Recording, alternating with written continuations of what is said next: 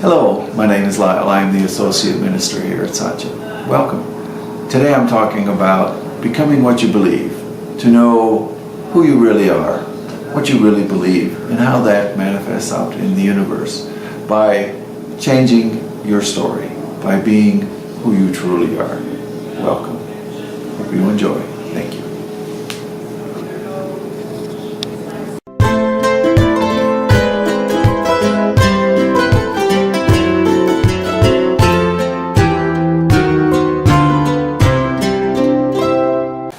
Our theme for April is becoming what you believe. And so I picked the title for my talk today is That's My Story, and I'm sticking to it. So here's a good question, I thought right off the bat. And I didn't, well I do, but it's, who do you think you are? Except it wasn't originally intended with attitude or a little bit. I had fun with that. But who do you think you are? And it's more, do you really know? Do you know who you are? Really?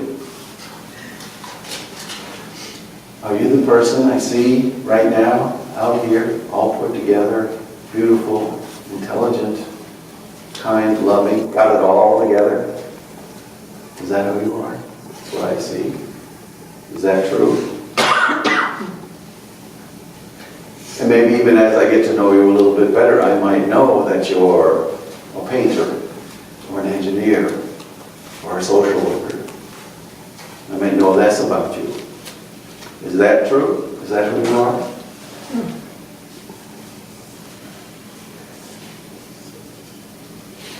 And I thought, I think you're more than that. I think you are more than just this physical body and what you do. I think you are a spiritual being having a human experience. I think you are more than what you can see, what I can see, and more than you probably know yourself. Who you really are, what you really are. Joe Dispenza in his book, it's a lovely title too, I love this here, Breaking the Habit of Being Yourself.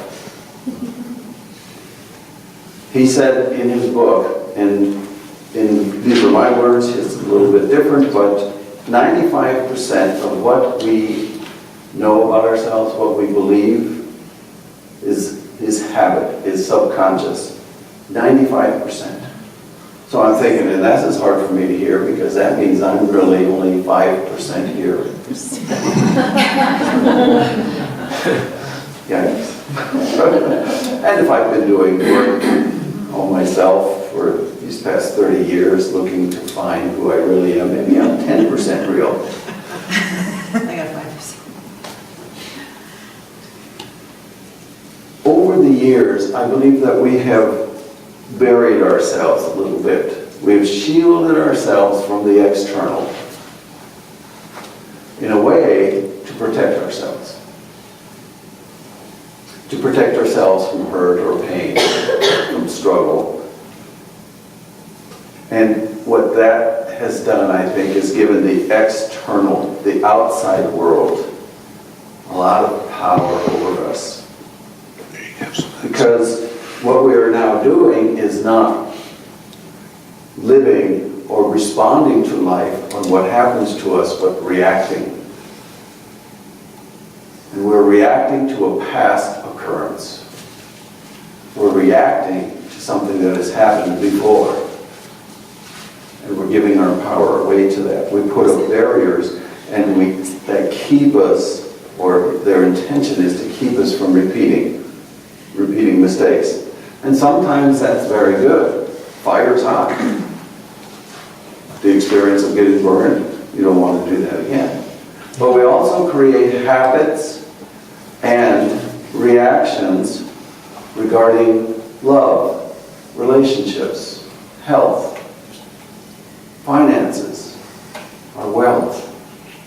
And we forget about the good in the universe. We forget about God and we forget about ourselves, thinking about our differences from the divine and our oneness with it all. And we react, like I said, to life rather than respond. If we don't like what we're being told to do, we react. That happens to some of us. No. She's not looking at me because I do that all the time. No comment. We don't like to be told what to do. We react. It's automatic. It's habit. I saw on TV Bubba Watson. I'm watching golf, and he said he's afraid of crowds. It just, so he doesn't, and Claire and I were saying this, like, he shouldn't, to be a golfer and surrounded by crowds, gosh, he's really putting himself out there. That would be difficult. Most of what we know or what we believe about ourselves is subconscious. That is why I say we react rather than respond, because we don't even know what we're doing sometimes, or why. And we tell stories about what has happened to us, to make sense of it all. And it's really just a protection, more shielding, more hiding, living sometimes in what we describe as victim consciousness that is done to me.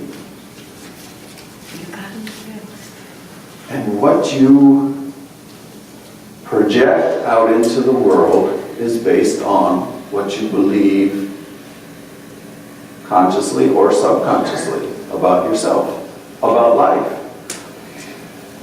And not just from our awake conscious levels. That subconscious again.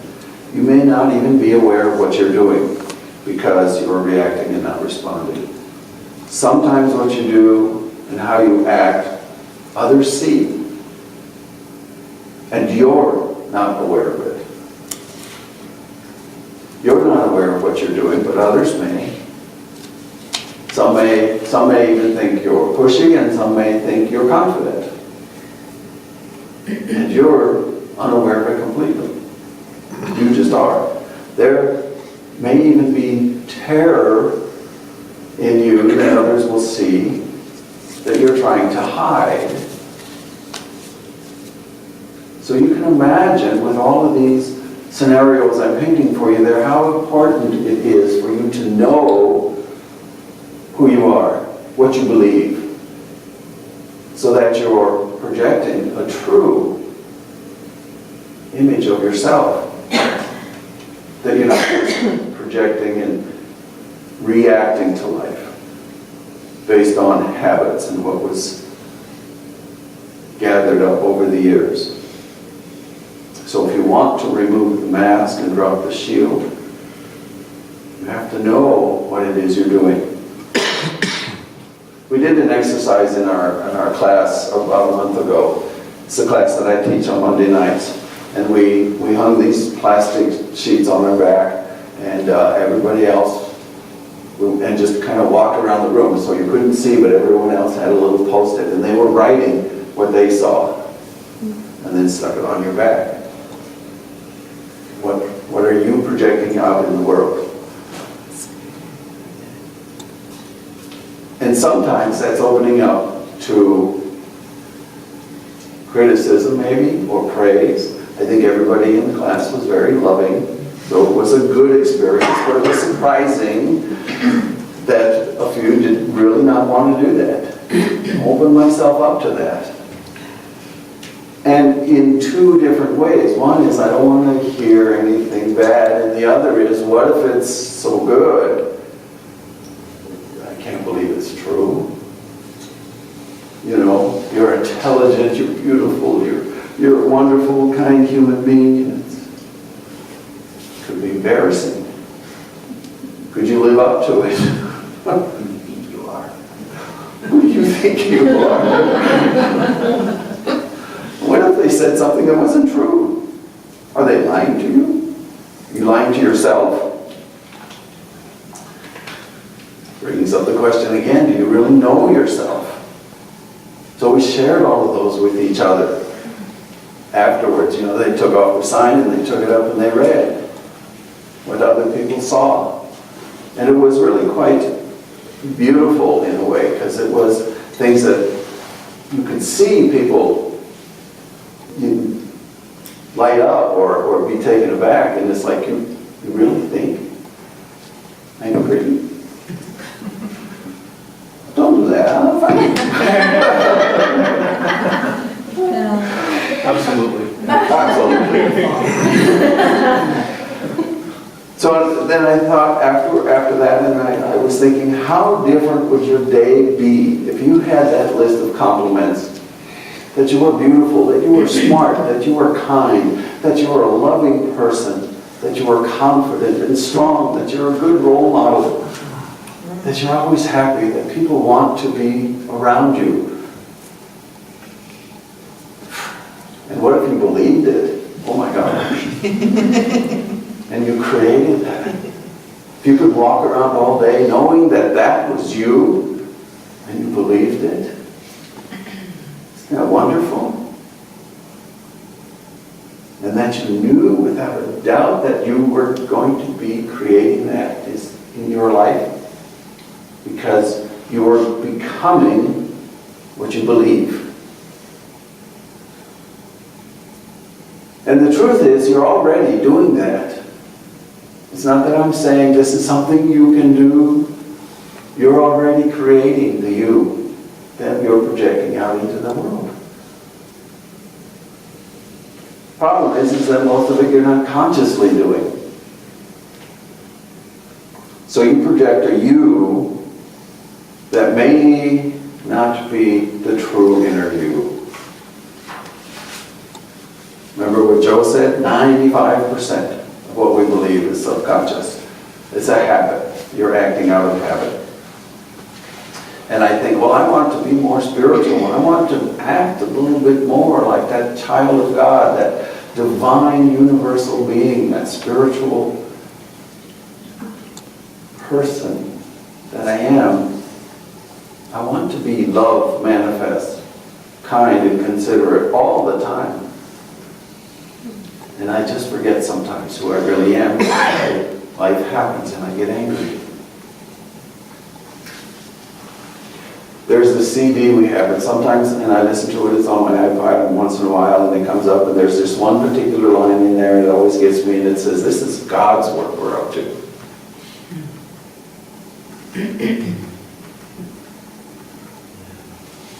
What are you doing?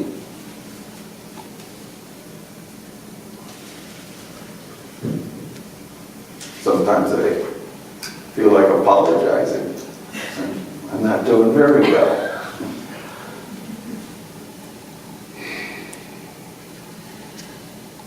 It's tough being human sometimes. Now my life story, like many and most probably, has had a few ups and a few downs. Some things I share with you because I like to share my stories, what has happened the past week, and little things, because they almost always make a point and it works right into my talk. And we all do it. We all tell stories. Sometimes our stories are recurring themes. I mean, you all know you do it, don't you? I'm not telling you anything you don't know. What do you keep telling everybody, including yourself? Is it a sad story? Or is it a good, uplifting story? Is it that you were born on a poor farm out somewhere? Money was hard to come by. Only the rich get richer. I'm not smart enough. I'm not good looking enough. I'm not big and strong enough. People aren't going to pick me on their team. And I'm so shy I'll never meet anyone, the love of my life. And if I did, I probably would not be able to talk because I'm so shy. And it would just pass me by. And the funny thing, what happened to me once was someone said, and I cannot recall who it was exactly, but they said, do you know in your life, in this ongoing story, who the producer is of this life? Do you know who the director of this story is? The writer of this story? The lead actor in this story? It's all you. It's my story. And my life started to change from that when I realized that I have some choice, that I have some responsibility, that I could make a difference. Yes, life happens, but it's not so much what happens to you, but how you respond to it. You are the creator of your story, and you change it. And until you do, it stays the same. Dr. Phil had this thing, I think it was, him, that on TV, and I'd seen him once, and he's talking to somebody, and this person just keeps on repeating the same mistake or the same bad habit or something. It's simple little lines, so it's like, so how's that working for you? Do you want to keep doing that? You're going to keep getting the same result. You don't have to be stuck in the same old story. It's up to you. I think that I said in the beginning, it's my story and I'm sticking to it. Well, you can't change it. The other thing about stories I wanted to just throw out there too is that the more you tell the same story, the more it repeats in your life. The more I get upset with people that are driving without consideration of me. On my road. Don't they know I want to turn left here? They should get off my road.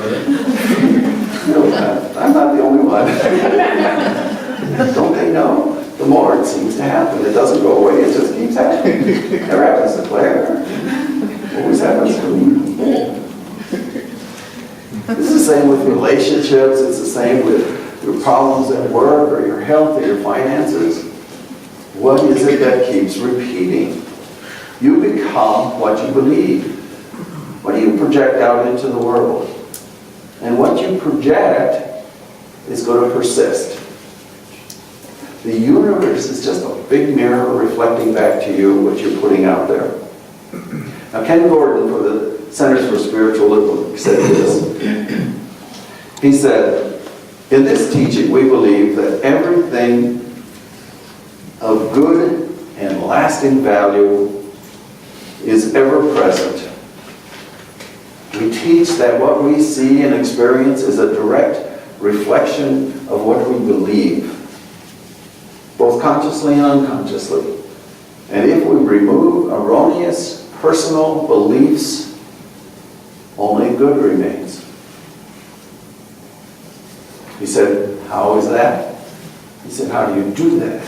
You surrender. He says, not give up, surrender. But you surrender by trusting. Stop fighting your good. It is our attempt to control outcomes. See, he said, because our egos think that it is more powerful than all of life. That it is more powerful than anything else, than God, than Spirit, than life happening, and your ego hates to lose.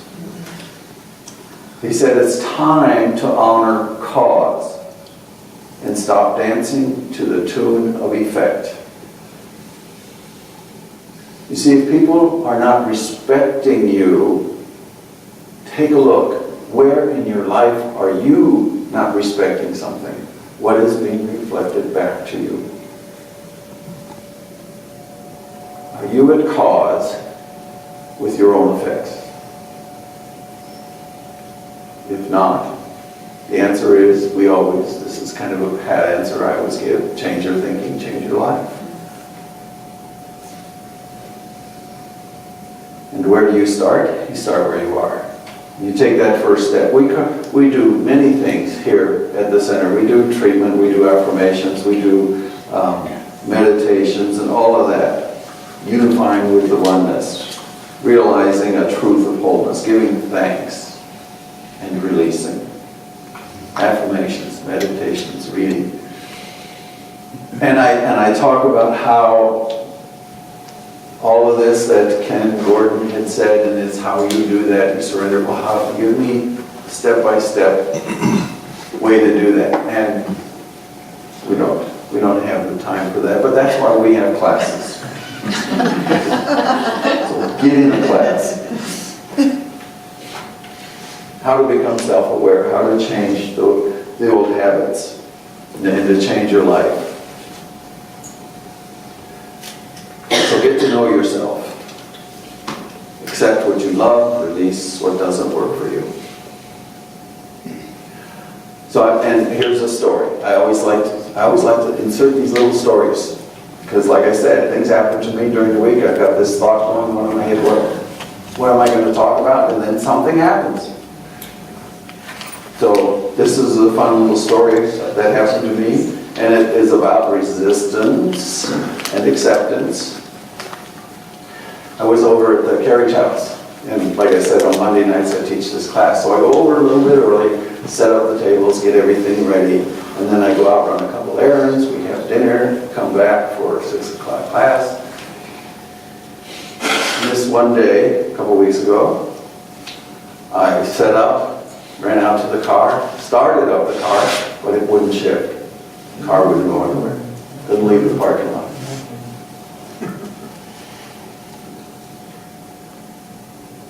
Now, one thing is I'm pretty stubborn.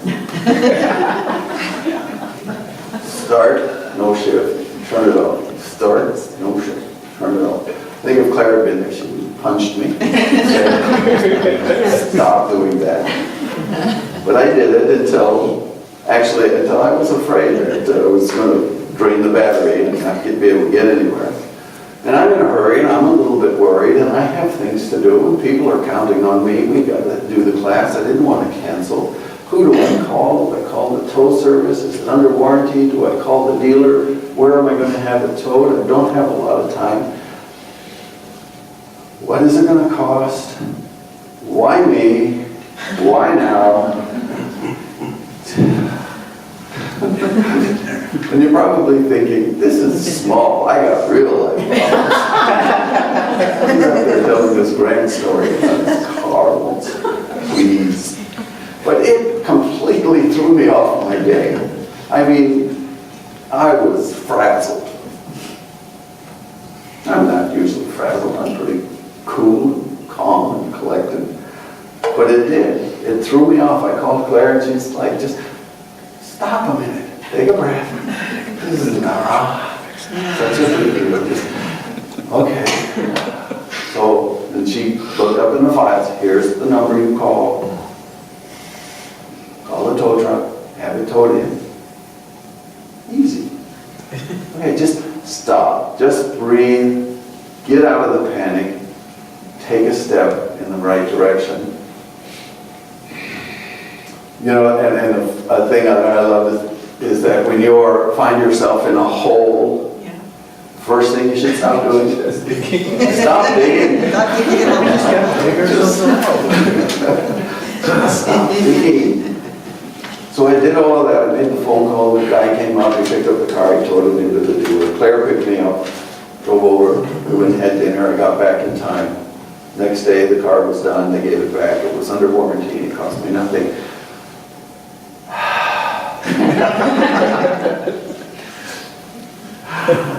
See, if I'd stayed in the upset, if I'd stayed in the worry, if I'd stayed in the anger, or if I'd stayed in the why me, do you know what I would have been creating all night long and the next day? And if I hadn't have done the steps and the car was sitting in the parking lot, couldn't use it, it's like, what would I have created?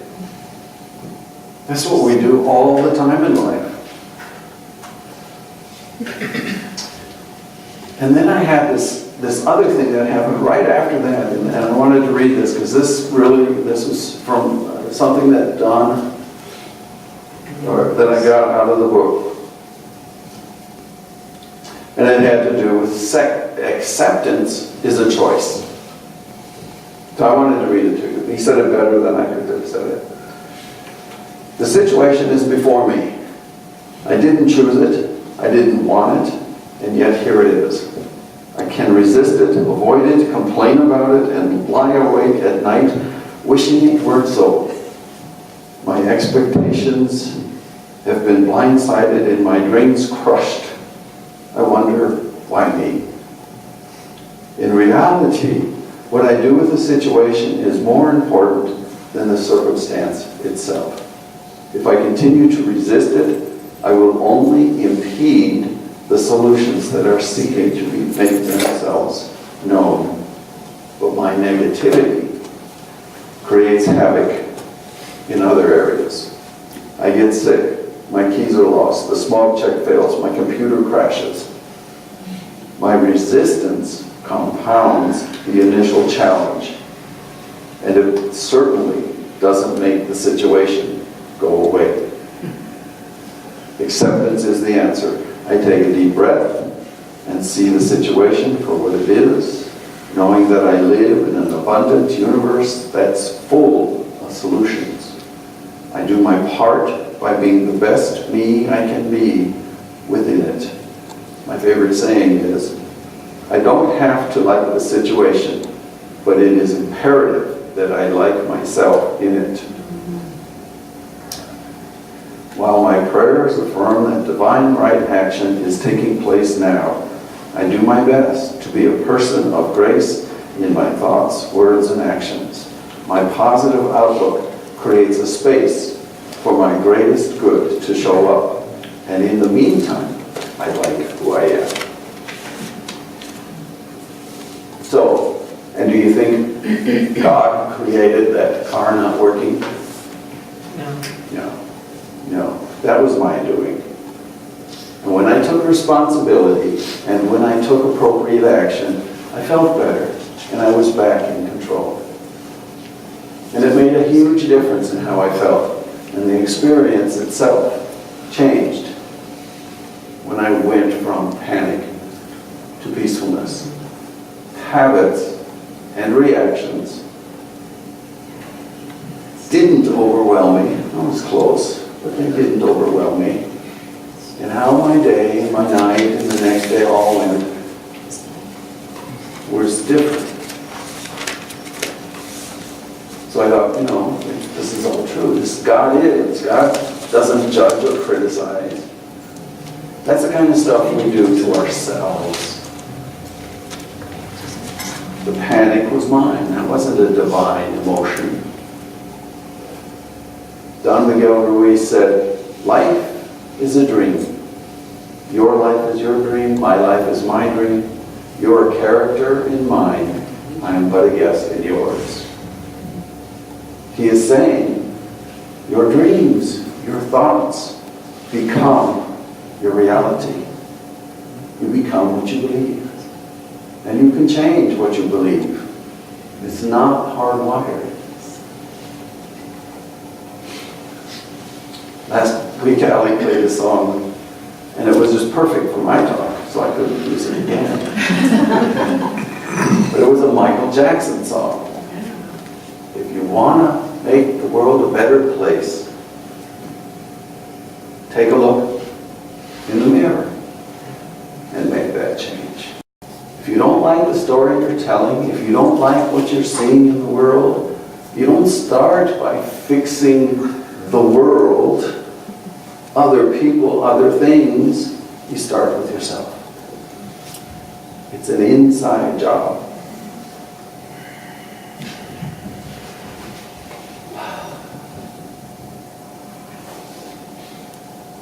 Sometimes we become what we are allowed to become.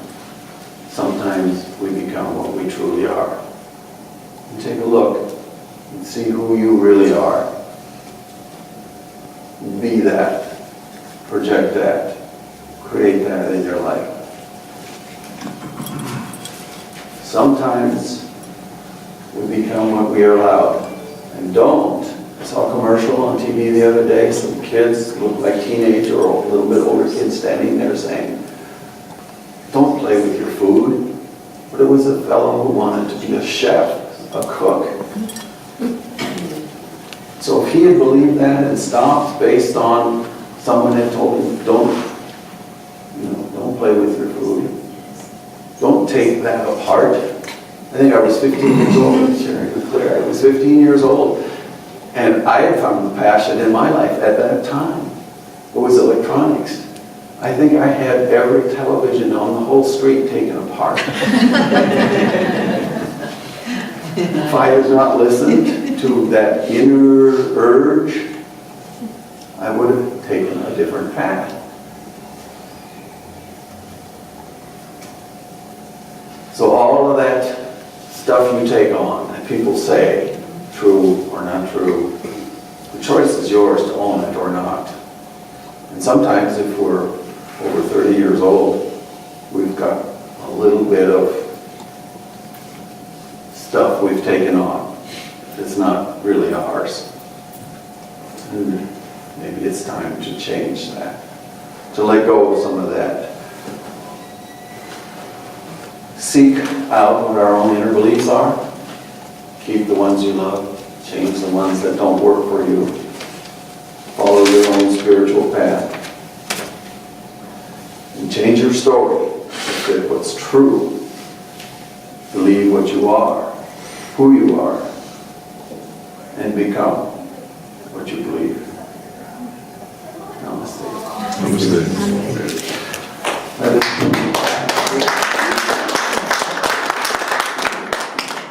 Let's take a moment. I'd like to close with prayer.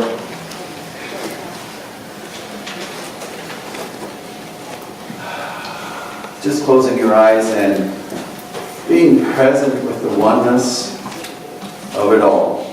The oneness of the source of the power, of the infinite intelligence, of the divine reality of God. Call it what you choose. But there is a power in this universe greater than us, and we can't use it. We can use it.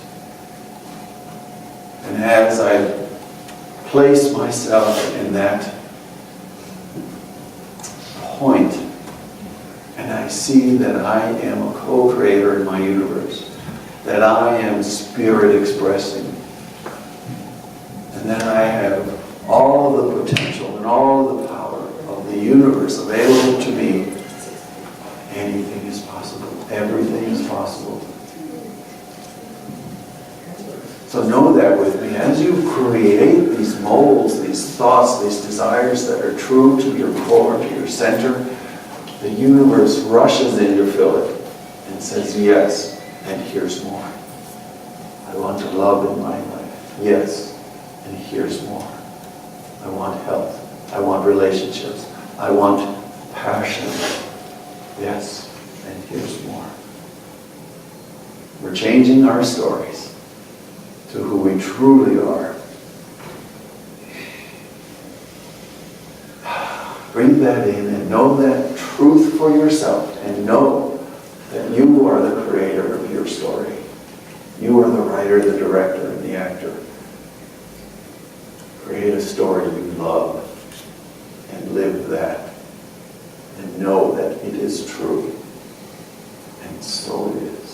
So it is. If you like what you heard today and you would like to hear more or see more, please click subscribe.